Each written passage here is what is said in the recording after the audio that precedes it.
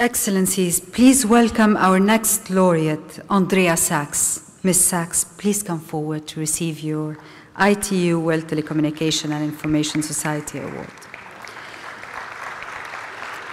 Having started her life in a family with two deaf parents, Andrea Sachs has advanced the use of ICTs for those with disabilities. She has lobbied to promote text phones and persistently promoted the inclusion of accessibility functionality in systems being standardized by ITU.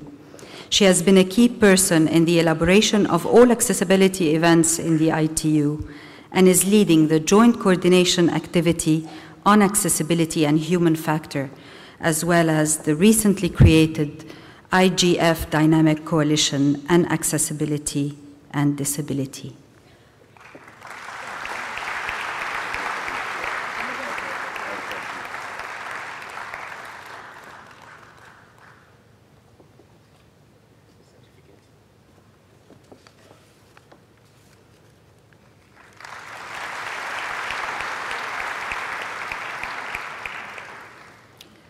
It is a pleasure to invite the laureate, Andrea Sachs, to give her address. I'm American, so I'm going to say hi. Thank you very much. Your Excellency, ladies and gentlemen, young people, I'm very honored. I'm the lady that works in the basement of ITU. I will tell you a little bit about working with my parents. I want you to grab that being a 2-year-old relay service, and those of you who are not familiar with relay services, it's the hearing person that makes the call for the deaf person so they can communicate with the outside world, must have been a horrific experience for my parents. But I thought I did a great job. I got better at it by the time I was 3. But by the time I was 14, I probably was another nightmare because teenagers are not all that cooperative. My father and mother met through the oddest circumstance, and it depicts the problem of what deaf people went through and in some cases still go through. They met because my father helped a man with a flat tire.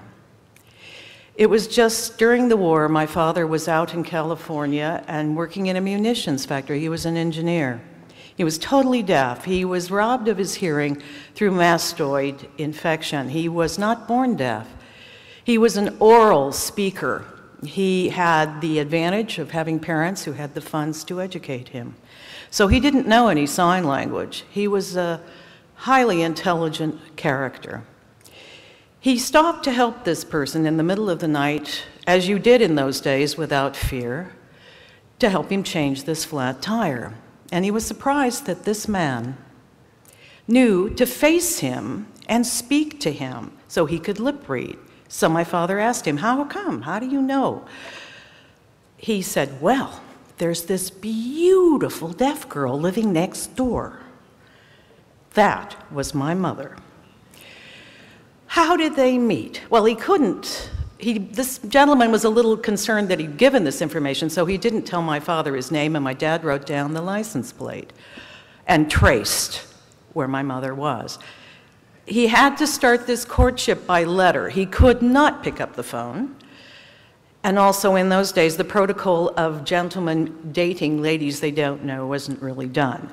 But by hook or by crook, and my mother, who was also totally deaf, she had a 98% decibel loss, was actually the daughter of a dual national and was educated in Great Britain. They came back to the US just before the war. So she was an oral speaker. They also had the means to educate her so she could speak. Now, this is not usual in those times. There were very few oral deaf people because it cost a lot of money. And things have changed now. And in fact, almost in a peculiar way, we now have a militant group of young people who can speak, who don't want to, and want to make you learn sign language. But having said that, there's something very special about the fact that there were two camps. My father was a very angry character. He really was mad he couldn't use the phone. And like I say, dealing with a 2-year-old isn't that easy. 5 got better, 10 I was pretty good. And then if I didn't want to answer the phone at 14, we had problems. He met a wonderful character by the name of Robert Wetbrick, who was actually a deaf physicist and used to do radio ship to shore. And he had a telex machine. And with his other friend, Dr. Marsters, who was also deaf, they decided they could convert this technology into something they could use over the phone. They had very little money to do it. They had no support from industry because it was a very specialized market and therefore it was not economically viable, but they did it. But they had no printing device. They could make the modem. They had to use old surplus teleprinters, and a lot of them were being thrown into the sea.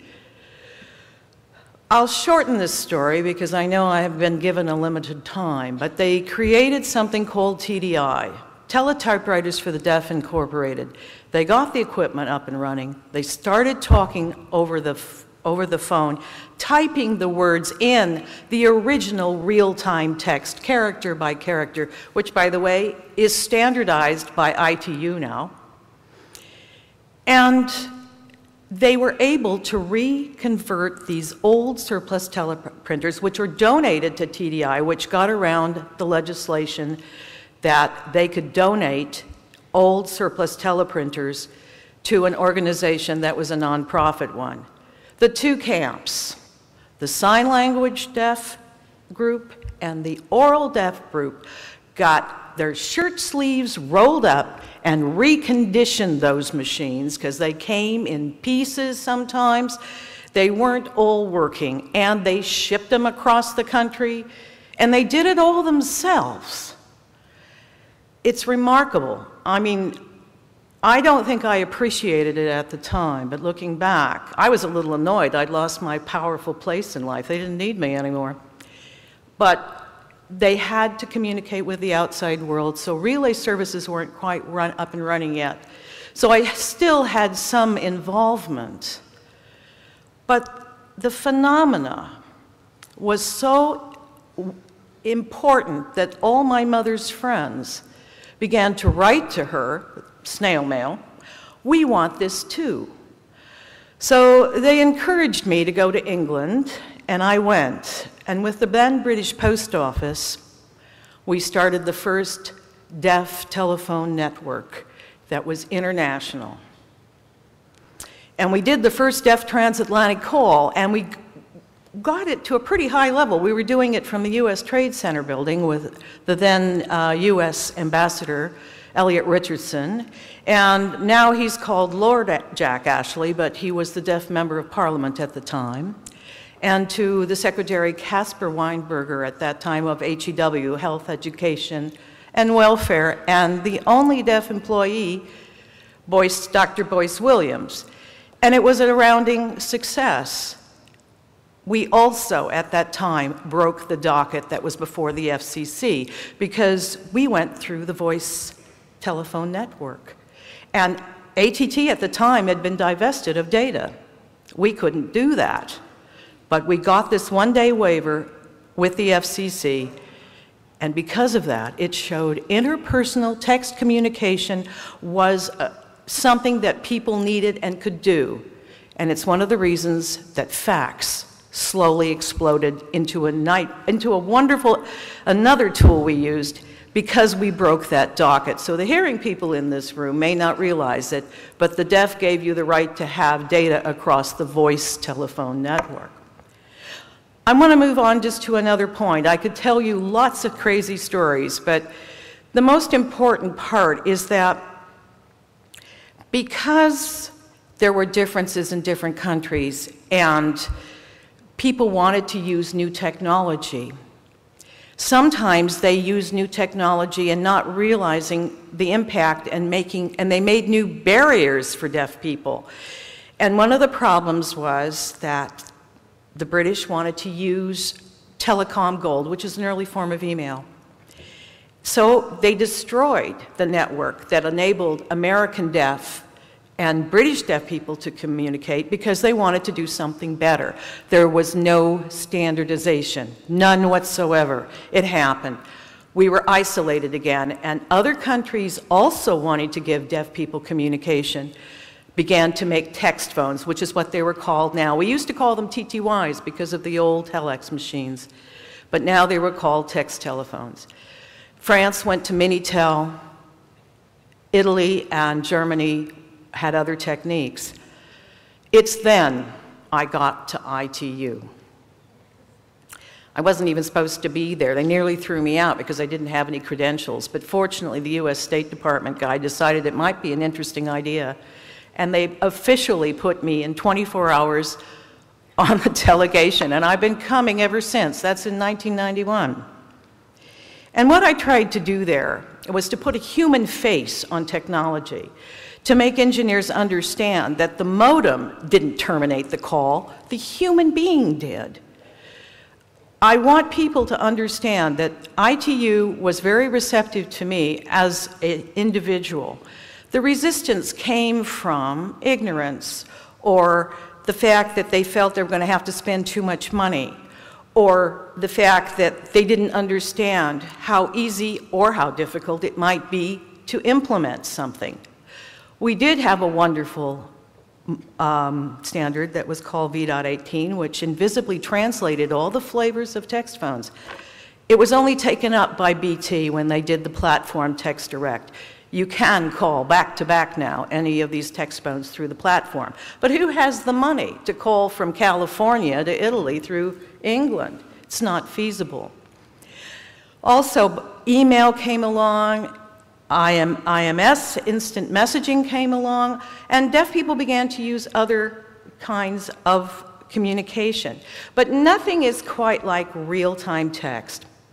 And standardization was the problem that caused the fracturing of the deaf telephone network. Standardization is necessary, the lack of it, excuse me, not standardization, but the lack of it. The most important thing we can do is promote good standards that include features that we call accessibility features. Mainstream them, not make them special, because we're getting old. Have you noticed the color of my hair? I came to ITU with brown hair, and this is what I get. The feeling I have is that now the engineers get it. They really understand. I walk into a room, they know I'm there, we work together, I look at the document, we can see how we can put certain features in to make it better. I've been working with IPTV, which is Internet Protocol TV. I've been working with NGN, the Next Generation Network, so that within the requirements documents, people's needs are expressed. The next step is implementation. This is up to you, ladies and gentlemen, the ones who are the legislators, the regulators, because industry does have to be encouraged, because it does sometimes cost extra money to do these things. But we're getting old. There's a big population of people, and 10% of the world has a disability of some kind. And the worst thing I can say, and the best thing I can say, where is this? I like this quote. I made it up last night. I thought it was really good. It's information deprivation and bad access, not the disability, that causes the problem. I really hope that all of you in your capacities begin to encourage people that you know to use universal design from the beginning, that we have people who design whatever it is, whether it's a gateway to move technology through it, or a device, or a software package, or a television program of some kind that is going to be emitted through a set-top box, that we take standards, and ITU has been leading the world in accessibility standards. I'm very much an ITU lady. They gave me a home. They basically support what I do, And now we want all of you to support ITU in standardization. We need to have a global standards body that does encourage outside people to join so that standards are accessible and are worldwide and enable disabled people to access ICTs. And thank you for recognizing my work. I really appreciate this.